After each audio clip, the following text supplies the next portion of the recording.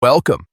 If you've ever missed an important message on Telegram, especially from a private chat, you're definitely not alone. Notifications can sometimes be turned off without you even realizing it. The good news is, turning them back on is quick and easy, and I'll walk you through it step by step. First, open your Telegram app on your phone. Once you're in, look for the menu icon.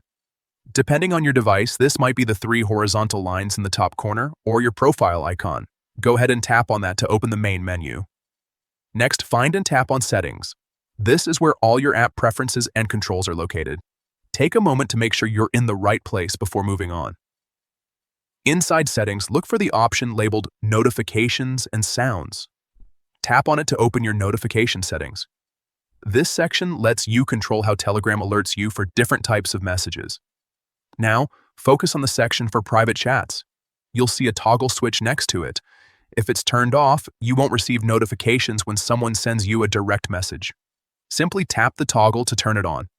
Once enabled, your Telegram will start notifying you again whenever you receive messages in private chats. You can also explore additional options in this section, like customizing notification tones or vibration settings to suit your preferences.